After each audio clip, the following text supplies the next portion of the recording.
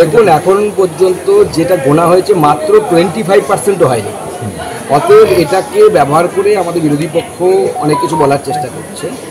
আমি আমার কর্মীদেরকে বলছি, আপনারা কাউন্টিং এজেন্ট হিসেবে যারা গেছেন তারা কাউন্টিংয়ের ভেতরে থাকুন।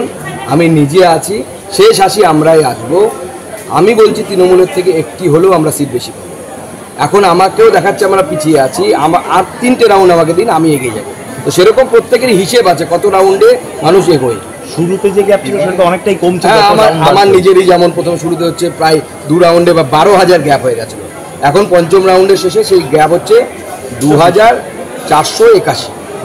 এটা 7, 8, 9, 10 রাউন্ডে পুরো শেষ হয়ে আমরা লিডের দিকে চলে যাই। যেগুলো আপনাদের উইনিং সিট এবার দেখছি সেইগুলোতেই আপনারা পিছিয়ে, মানে বারবার ফার্স্ট রাউন্ড থেকে পিছিয়ে না দেখুন এখানে বিষয় আছে কত।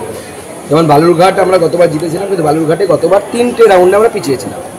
গতবার 20টি করে টেবিল ছিল এক একটি বিধানসভা, এবার সেখানে 12টি 14টি করে টেবিল হয়েছে। 3-4টে রাউন্ড লেগেছিল আমাদেরকে মেকআপ করতে। সেটা তো আমাদেরকে ভাবতে হবে। মুসলিম ভোট তো আমরা পাইনি, পাবো না, সেটাও আমরা জানি। আমরা হিন্দু ভোট দিয়ে মেকআপ করবো, হিন্দু এলাকায় ঢুকলে পরে বেড়ে যাবে ভোট। এই যে বিভিন্ন জায়গায় দেখা যাচ্ছে বসিরহাটের যে মার্জিন, তৃণমূল 5 লক্ষ ভোটে এগিয়ে, বা ধরুন অভিষেক বন্দ্যোপাধ্যায় তিনি প্রায় 3 লাখ এগিয়ে। দেখুন, অভিষেক বন্দ্যোপাধ্যায়ের ভোট নিয়ে যত কম কথা বলা যায় ততই ভালো। এগুলোতে মানে ভোটের নামে প্রহসন হয়।